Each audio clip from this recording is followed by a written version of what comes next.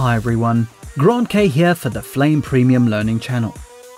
In the previous video, we learned how to use the contextual views when working inside of the timeline effects tools. However, this contextual view only displayed the current frame. In this video, we will use the 3-up player to simultaneously look at 3 different points in time within the sequence. Smoke Advanced artists know this tool better as the triptych view. In previous versions of Flame Premium and Smoke Advanced, the 3-up view was mainly used for shot comparison and color correction in the sequence. In the current version, the 3-up view is now available in all core creative areas. So you can now use the 3-up view in the sequence, timeline effects, BFX, and batch. We will cover the sequence and timeline effects portion in this video.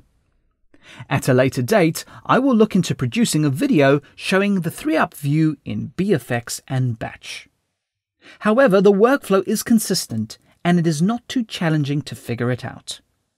So let's get started in the sequence. The purpose of the 3-up view is that you have a time-sensitive contextual view of your work. So the most obvious example is comparing shots in the sequence. Press Ctrl 3 to switch to the triptych view, or for Smoke Advanced, press Space Escape. So the first point to mention about the 3-up view is that the viewers are independent from each other. Each view has its own positioner and focus point. You can move them around the sequence and focus them on any track you want. It's worth pointing out that Viewer 1 or Triptych Left has a green color coding. Viewer 2 or the Result view has a yellow color coding. And finally, Viewer 3 or Triptych Right has red color coding. Over here you have the pull-down menu for the positioners where you can set the various behaviors according to the task. So having the positioners set to free means that they can be moved freely with no constraints. So for shot comparisons, it is easy to set the positioners to specified locations in the sequence. Now if I add a color correction to a segment and go into the timeline effects, you will see that the triptych view remains open. This behavior is the same when going into all timeline effects tools with the triptych view. As mentioned in the previous video, you can set the frame range displayed in the time bar. So you can look at the segment range just to view the media used in the segment. You could use the media range to view the entire range of the source media. Or you could view the timeline range to show the entire timeline duration in the time bar. The timeline range is probably the most appropriate in this context.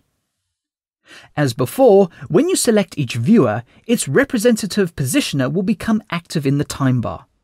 The color coding of the viewers will also be persistent in all timeline effects tools. Now the positioners are currently set to free mode, so they move independently of each other. Opening the Options pull-down menu, you can change the positioner setting to Previous and Next Shot. The Triptych Left positioner will lock to the last frame of the outgoing shot, and the Triptych Right positioner will lock to the first frame of the incoming shot. So compared to previous versions, you can still do color matching and balancing. One interesting workflow is that the viewers are not locked to specific viewing modes. For example, one thing you can do is if you were matching Viewer 2 to Viewer 3, you could select Viewer 1 and press F1 to see the front view of the source. So to put this into perspective, you use Viewer 3 as your reference, Viewer 2 as your result, and you can compare the original to the front source in Viewer 1. You could not change viewer modes in previous versions. Just press 3 multiple times to toggle Viewer 1 back to Triptych Left. For Smoke Advanced artists, press Shift F1 multiple times. So for all timeline effects, you have more control over the viewers and more control over the frame ranges to work with. But let's focus on one last example to teach you a couple more handy features. This time, I will apply a 2D transform to a segment and scale it down in the frame. I'll also go into the timeline effects editor with the 3-up view. I want to focus on this specific shot, so I'll ensure that the time bar is set to segment range. Next, go back to the positioner settings in the Options pull-down menu and set the positioners to first and last. This new mode will display the first and last frame of the current segment. So currently, we are viewing 3 different points in time on the same segment using the 3-up view. And because each viewer with its positioner is truly independent of each other, you can create and monitor animations simultaneously at 3 different points in time. So I would like to define a starting point, a middle point, and an end point to my animation using the 3 viewers. Clicking Viewer 1 activates its positioner at the first frame of the segment. Turn Auto Key on. For my example, I'll just position the media, but this will work with any timeline effects with any animation value. Now select Viewer 2. Note that the middle positioner is now highlighted and active in the time bar.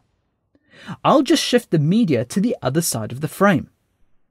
Finally, select Viewer 3 and move the image to its final resting place in the frame. So just by selecting each viewer, I have been jumping around the segment to specific points in time and setting keyframes. So Viewer 1 and Viewer 3 show me the first and last frame. I'll select Viewer 2 and scrub the time bar. Using this technique, I can keep an eye on how my animation starts, how my animation ends, and everything that happens in the middle all at the same time. For motion graphics work, this can certainly be a big helper.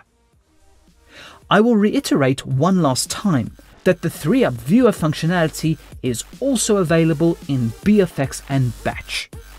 So if you are working on any flow graphs and you want to achieve the same workflow, the setting up of the viewers is more or less the same. So that concludes the enhancements that have been done for contextual viewing with timeline effects. But the improvements don't stop there. In our next video, we will look at the new render options and what difference they will have on storage and render performance. Comments, feedback, and suggestions are always welcome and appreciated. Thank you for watching, and please subscribe to the Flame Premium Learning channel for future videos.